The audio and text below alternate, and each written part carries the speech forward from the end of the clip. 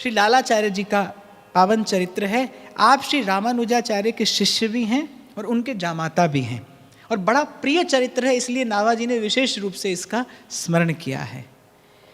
आचार्य जामात की कथा सुनत हरि होई रति, कोमालाधारी मृतक भयो सरिता में आयो, दाह कृत्य जो बंधु न्योत सब कुटुंब बुलायो, नाक सको चहि विप्र तब ही हरिपुर जन आए, जेमत देखे सबन जात काहू नहीं पाए, लालाचारज लक्षणा प्रचुर भई महिमा जगती, आचारज जामात की कथा सुनत हरि होई रति। श्रीमद् गोस्वामी श्री नाभाजी महाराज कह रहे हैं कि ये ऐसी कथा है जिसका श्रवण करके प्रभु में प्रेम हो जाता है, प्रभु में अनुराग हो जाता है, इसीलिए मैं इसका वर्णन करता हूँ। आप श्री रामानुजाचार्य जी के शिष्य भी हैं और उनकी पुत्री के पति अर्थात उनके जामाता भी हैं, और उनके कृपा पात्र हैं अपने अपने आचरण से, अपने भक्तिपूर्ण आचरण से। तो एक दिन श्री आचार्य चरण ने इनको आज्ञा दी कि संतों को प्रभु से कोटि गुना करके मानना जानना, या फिर मुझसे अनंत गुना प्रीति तुम्हारी संतों में हो। इस प्रकार परस्पर वार्ता हो रही थी कि संत को प्रभु से कोटि गुना करके जानना चाहिए, मानना चाहिए। इन्होंने बड़ी ईमानदारी से कहा कि प्रभु मेरे लिए यह संभव नहीं है कि मैं प्रभु से कोटि गुना अधिक संतों को जानूं मानूं, मेरे लिए यह संभव नहीं। तो श्री रामानुजाचार्य ने कहा अच्छा कम से कम 100 गुनी प्रीति तो हो, प्रभु से 100 गुनी प्रीति संत में हो। तो इन्होंने कहा कि शायद मैं ये भी न कर पाऊं। तो फिर आचार्य चरण ने कहा कि अच्छा कम से कम प्रभु जैसी प्रीति तो संत में होनी ही चाहिए। मौन हो गए, थोड़ा संकुचित हो गए। आचार्य चरण ने इनके मन का भाव जान लिया कि कम से कम ईमानदार हैं, निश्चल हैं, निर्मल मन से जो मन में है उसको मेरे चरणों में निवेदन किए जा रहे हैं। अब हमारे जैसे कोई व्यक्ति से कोई कह दे संतों से करोड़ गुना करना, अरे हम कहेंगे हम तो 10 करोड़ गुना पहले ही करते हैं। पर उनका हृदय कैसा निर्मल है, कैसा निश्चल भाव है हृदय का, कह रहे प्रभु मेरे लिए ये संभव नहीं हो पाएगा। तो जब श्री आचार्य चरण ने कहा कि अच्छा कम से कम प्रभु सी प्रीति तो संतों से हो, तो मौन हो गए, थोड़े संकुचित हो गए कि मैं बार बार ना कहता चला जा रहा हूँ, न तो ये सभ्यता है, न शिष्टाचार, ना ही संस्कार है एक शिष्य का, पर मैं क्या करूँ, मेरे मन में ऐसी भावना आती नहीं। श्री सूरदास जी को जब कहा श्रीमद् वल्लभाचार्य महाप्रभु ने कुछ भगवत लीला गाओ, अरे सूर आंध्रे होए के घिघियाए रहे होए, कहते ठाकुर जी को जस गा। सूरदास जी ने बड़े निर्मल मन से कहा प्रभु जस आपकी कृपा से देखूं तो गाऊं, आपकी कृपा से प्रभु का रस जस ये प्रसाद पाऊं तो प्रभु का जस गाऊं। तो इन्होंने भी बड़ी निर्भीकता पूर्वक और सत्यता पूर्वक गुरु चरणों में निवेदन कर दिया कि मुझसे ये संभव नहीं हो पाएगा। फिर अंत में आचार्य चरण ने कहा कि अच्छा ठीक है, अपने किसी सुहृद जैसी प्रीति तो संत से करना, अपने किसी भाई बंधु जैसी प्रीति तो संत से करना।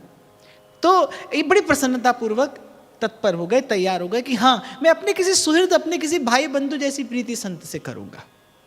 लेकिन गुरु से अन्यथा कुछ नहीं कहा। जो अपने मन का हृदय का भाव था सो गुरु चरणों में जो कहते हो निवेदन करते गए और गुरु की प्रसन्नता प्राप्त की। तो आचार्य चरण ने कहा कोटि गुना प्रीति संतों से करना, बोले नहीं मैं नहीं कर पाऊंगा। अच्छा 100 गुनी तो करना, शायद मैं ये कर पाने में भी समर्थ नहीं हूं। अच्छा प्रभु जैसी प्रीति तो संतों से हो। मौन हो गए, संकुचित होकर, लज्जित होकर मुख नीचे कर लिया। आचार्य चरण समझ गए, फिर कहने लगे अच्छा ठीक है, अपने भाई बंधु से प्रीति तो संत से करना। बड़े प्रसन्न हो गए कि हाँ हे प्रभु आपकी इस आज्ञा का निर्वाह मैं करने का प्राणपण से प्रयास करूंगा। और इस व्रत को जीवन में धारण कर लिया, सदा संतों को अपने सुहृद के समान ही मानते रहे, उसी प्रकार उनका पोषण करते रहे। हुआ क्या, एक बार इनकी पत्नी कुछ अन्य स्त्रियों के साथ कावेरी नदी में जल भर रही थी। एक वैष्णव, एक साधु का शव बहता हुआ आया। उसके गले में तुलसी की कंठी सुशोभित थी। उसके वेश से मालूम पड़ रहा था कि कोई विरक्त वैष्णव है, कोई साधु है। तो वो जो जल भरने वाली स्त्रियां थी, उन्होंने हंसी विनोद में इनकी पत्नी से कह दिया, देखो तुम्हारा देवर है या जेठ, क्योंकि इनके पति जो थे वो संतों को अपना भाई कहकर मानते थे, उसी प्रकार उनकी सेवा करते थे, उनका पोषण करते थे। तो उन स्त्रियों ने उपहास के स्वर में इनकी पत्नी से कहा कि देखो पहचान लो कि तुम्हारा देवर है या जेठ। पत्नी भी बड़ी भक्ता थी। उन्होंने जाकर पति से सारी बात कही कि जाने कौन है, किसका शव है, पर वैष्णव है, उसके माथे पर तिलक भी है, उसके गले में कंठी भी सुशोभित है, उसके वेश को देखकर अनुभव होता है कि भाई वो कोई विरक्त वैष्णव है। तो भाई के ही समान दुखी हुए। जैसे अपना भाई मृत्यु को प्राप्त होने पर दुख होता है, ऐसे ही श्री लालाचार्य जी उस शव को देखकर दुखी हुए। प्रभु के नाम का कीर्तन उनके निमित्त किया, उनका अंतिम संस्कार किया, और अंतिम संस्कार के पश्चात जिस दिन ब्राह्मण भोज था, तो उन्होंने सब ब्राह्मणों को निमंत्रण दिया कि भाई ये मेरे सुहृद हैं, ये मेरे बंधु हैं, और प्रभु के धाम को गमन हुआ है, तो ब्राह्मण भोज के लिए आप सब आए। अब ब्राह्मणों ने पहले तो न्योता स्वीकार कर लिया, फिर उनमें से कोई एक अधिक बुद्धिमान होगा। हमारे यहाँ कहते हैं ना, बोले किसी किसी के पास 1.5 बुद्धि होती है। तो कोई अधिक बुद्धिमान था, उसने कहा कि भाई हम तो जानते नहीं कि वो व्यक्ति जिसके भोजन में हम भोजन करने जा रहे हैं, जिसकी अंतिम क्रिया में हम भोजन करने जा रहे हैं, भाई हम तो जानते नहीं वो कौन सी जात का होगा, तो हम तो नहीं जाएंगे। हमारा ब्राह्मणत्व नष्ट हो सकता है, हम पथभ्रष्ट हो सकते हैं, हम पथच्युत हो सकते हैं, हम तो नहीं जाएंगे। तो सब ब्राह्मणों ने एक मत से मंत्रणा करके निश्चय किया कि भाई हम उनके यहाँ नहीं जाएंगे। उधर ब्रह्म भोज का समय निश्चित हो गया था। जब समय आया और एक भी ब्राह्मण नहीं आया, तो श्री लालाचार्य जी बड़े दुखी हुए। उनको दुख भी वैसा ही हुआ कि जैसे उनके भाई के ब्रह्म भोज में कोई ना आया हो। तो दौड़कर आचार्य चरण के पास गए, और जब आचार्य चरण ने उनकी सारी स्थिति, उनके हृदय की व्यथा देखी, तो उनका हृदय जो था वो कृपा से, करुणा से भर गया। देखो, निर्मल मन जन सो मोहि पावा, मोहि कपट छल छिद्र न भावा।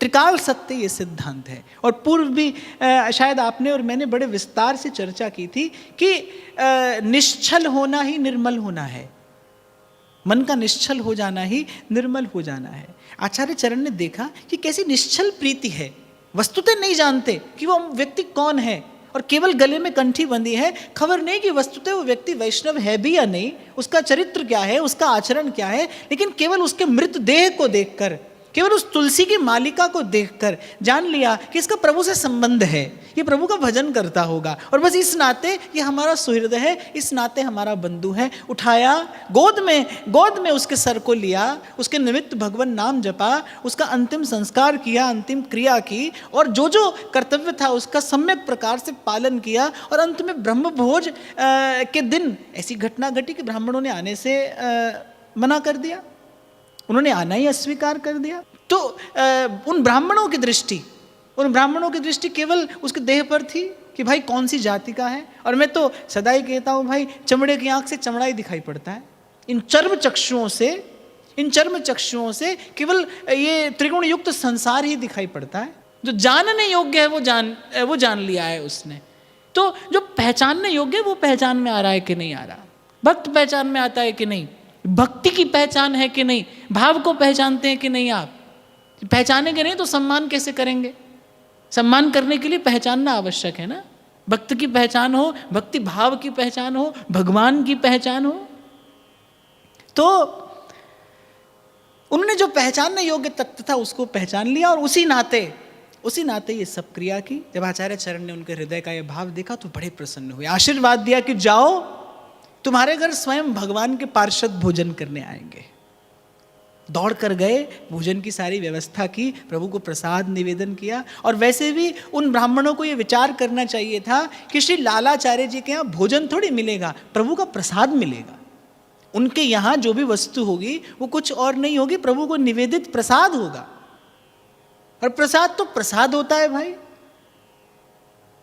तो आचार्य चरण ने कहा कि उन ब्राह्मणों का ऐसा सौभाग्य नहीं कि आपके यहाँ प्रभु का प्रसाद पाएं। आप जाइए, प्रभु के प्रसाद की महिमा जो जानते हैं वो ही आपके यहाँ प्रसाद पाने आएंगे।